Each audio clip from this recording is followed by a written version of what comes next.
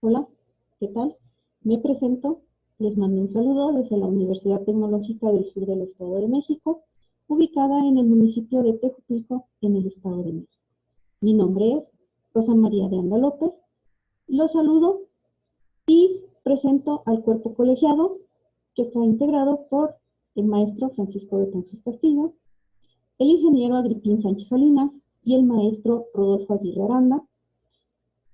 Les quiero comentar que somos un cuerpo colegiado en donde trabajamos de forma conjunta con el Tecnológico de Estudios Superiores de Valle de Bravo. El día de hoy presentaré el trabajo desarrollado por nosotros llamado Aplicación de modelos de simulación en el diseño mecatrónico agrícola para la agroindustria 4.0. En específico, el modelado del dosificador de semillas para sembradora automática de charolas de germinación. La línea de investigación que cultivamos es sistemas de manufactura flexible. Una pequeña introducción a este trabajo. ¿Por qué realizar este trabajo? Bueno, en el transcurso del desarrollo de diseño mecatrónico, específicamente para la industria agropecuaria, pudimos notar que se carece de modelos que precisamente validen esos sistemas experimentales que por muchos años están en el mercado, que han funcionado, que se han escalado, pero que todos ellos se han hecho de forma experimental. ¿Qué quiero decir? Se ha construido el prototipo, un prototipo de laboratorio, al que se le han colocado diferentes sistemas de medición, sensores, hoy en día ya avanzados, cámaras de sistemas de visión, pero que no existe un modelo y una simulación que puedan validar desde antes de construir estos sistemas o de poder escalarlos. Hoy, el tema que nos atañe principalmente es generar la simulación para un dosificador, para un semillero, que es el elemento crítico que pudimos observar que existe cuando se quiere desarrollar un sistema llamado sembradora automática para charolas. El sur del Estado de México hoy ha migrado sus expectativas hacia el cultivo en invernaderos, situación que se ha visto precisamente por la degradación que ha tenido el suelo y que hoy exige sembrar en invernadero. Esa es una parte. La segunda, bueno, pues es la generación y la migración hacia nuevos cultivos que no son endémicos de la región. Solamente que el contar con equipo, con tecnología, no es sencillo. El sur del Estado de México presenta un rezago tecnológico 10, 15 años con respecto a la zona norte de nuestro país, en donde una de las principales características que tenemos, pues precisamente es que nosotros no contamos con modelos validados que permitan escalar estos sistemas y poder generarlos de forma tal que puedan cubrir las necesidades de pequeños, medianos productores en la zona. Bajo estos principios, nos dimos a la tarea entonces de iniciar esa modelación y simulación matemática. Como el requisito, como las necesidades de la zona es contar precisamente con este tipo de sistemas, decidimos realizar esa simulación, ese análisis, precisamente para poder modelar y validar el llamado semillero o dosificador de semillas. Dentro de la metodología que nosotros diseñamos, pudimos observar que los modelos matemáticos que se adaptaban mejor al flujo de la semilla dentro de un conducto eran aquellos planteados por Navier-Stokes, en donde la revisión de la literatura nos hizo guiar a que las variables críticas a considerar primeramente para este diseño son la fuerza de la semilla, validada por Álvarez Lorenzo en el 2003, y el flujo que va a ir dentro del conducto, en donde una vez realizado el planteamiento de esas ecuaciones de Navier-Stokes para un flujo estacionario, pudimos determinar que el modelo que más se adaptaba a las necesidades de cálculo era aquel que se resolvía a través de la técnica estándar promedio de solución para este tipo de ecuaciones de Navier-Stokes. Decidimos, por las características del modelo de turbulencia, seleccionar el K epsilon planteado por Wilcox en 1994. Determinamos que el mejor número de Reynolds a trabajar era el que se encontraba entre 42.000 y 170.000, valores que van a permanecer constantes durante el desarrollo del análisis numérico de estas ecuaciones. Determinamos que va a ser un algoritmo estacionario y se resolvió utilizando la técnica CFD para poder generar certeza en este dispositivo dosificador. Se consideraron también otros parámetros de comportamiento interno de la semilla. En primer lugar, consideramos a la semilla como una esfera sólida de 0.0030 metros de diámetro y con un peso de 1.200 kilogramos por metro cúbico. Valores que nos requería el software y que fueron validados de acuerdo al comportamiento de la semilla. En este caso consideramos una semilla del tipo geométrico esfera. ¿Qué se realizó? Generamos el modelo en ANSYS para el ducto, ¿sí? En donde colocamos precisamente estos orificios de manera equilátera, ¿sí? Y se modeló el grano como un sólido en 3D, posteriormente para proceder a su mallado utilizando la técnica de tetámetro. Una vez que mallamos lo que era el grano y mallamos el ducto, se determinó que ese ducto debería de tener un diámetro de 0.40 metros por ser un ducto comercial encontrado en el mercado. Con estas bases, nosotros pudimos realizar la corrida y la solución de estas ecuaciones utilizando el software ANSYS R15.0, considerando también un total de nodos para el grano de 544 y un total de elementos de superficie de 543. Si ustedes observan, en la parte izquierda de la figura 4, podemos observar al grano como una esfera sólida, mientras que en la figura de la derecha, ustedes podrán observar el mallado que se le realizó a ese grano.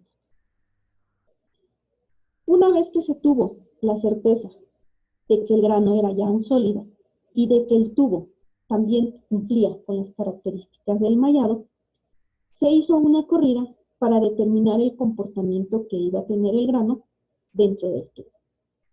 Consideramos la presión de 32.763 pascales, que es una presión de vacío de trabajo considerada por Gaitán para su modelo experimental de sembradora neumática. Consideramos que esta presión se tenía que mantener constante, ya que estudios posteriores nos hicieron notar que si esta presión sobrepasaba este valor máximo permitido, el grano empezaba a sufrir ruptura, lo que era un daño mayor, ya que lo que ocasionaba era deterioro en su capacidad fisiológica y por lo tanto era un grano que ya no se iba a considerar viable. Con estas consideraciones, que ya se tenían esos valores críticos perfectamente bien identificados, otro valor crítico que para nosotros era importante determinar y considerar para poder generar esta simulación de una manera aceptable fue esa velocidad de trabajo. Igual, Gaitán nos propone ciertas velocidades de trabajo con las que fue probado su modelo experimental. Mismas velocidades que nosotros consideramos para nuestro modelo matemático. Una vez que ya tuvimos definidas todas esas variables, realizamos precisamente esa simulación en donde gráficamente les podemos mostrar que la primera velocidad recomendada por Gaitán está en el orden de 0.3133 metros sobre segundo. Si ustedes observan en la gráfica de la izquierda, en la que nos representa las líneas de corriente en la cavidad, se puede observar que mientras más nos acercamos a la cavidad, precisamente la fuerza de sujeción es mayor. Esta característica nos va a asegurar que el grano se adhiere efectivamente a la pared del tubo, asegurándonos que su sujeción es la correcta y posteriormente poder llevarlo a la posición recomendada para la charola y poder depositar esta semilla en la cavidad indicada. En la siguiente imagen nos muestra la gráfica de la circulación en la pared, en donde nuevamente podemos observar que mientras más nos acercamos a la pared del orificio, estas líneas se vuelven más fuertes. Nuevamente, lo que nos asegura la sujeción del grano. En la siguiente gráfica podemos observar la función de la corriente, pero vista de manera tridimensional, en donde nuevamente observamos que cuando nos acercamos precisamente a la posición del orificio, esta fuerza de la corriente se vuelve con la magnitud necesaria para poder asegurarnos la sujeción de esa semilla. Posteriormente hicimos la corrida manteniendo los valores críticos constantes y realizando el valor variable en cuanto a la velocidad de trabajo.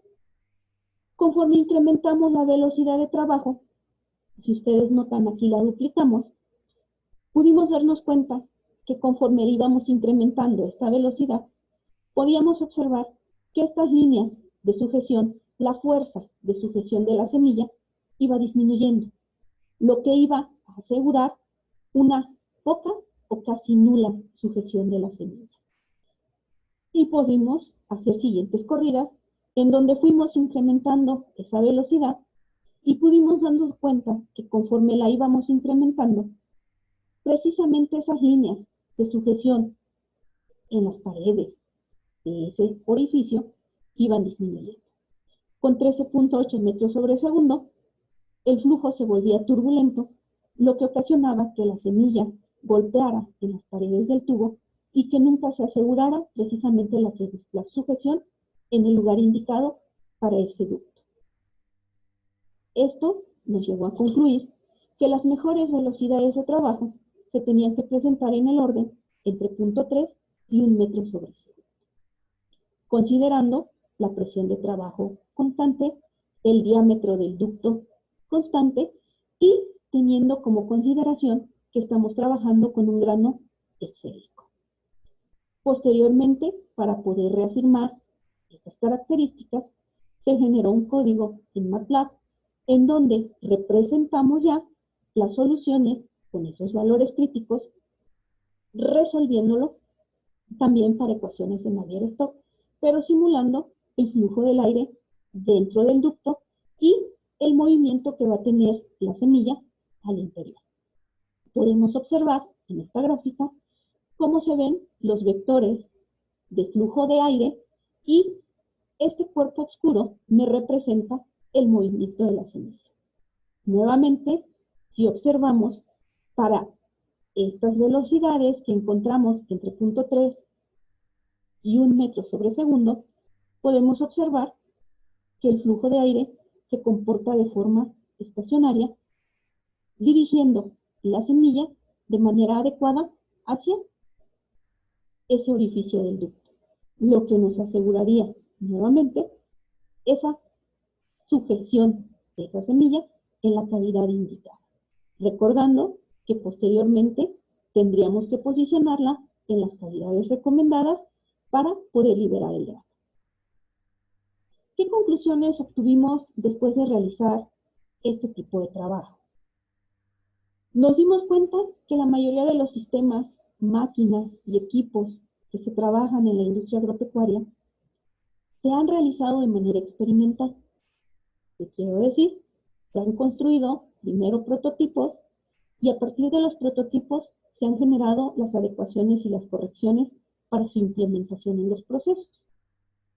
Con la ayuda de lo que son hoy en día sensores, cámaras de alta definición, sistemas de visión, sensores de alta tecnología, se han podido montar prototipos experimentales en bancos de laboratorio que han permitido determinar más valores de trabajo en este tipo de equipos.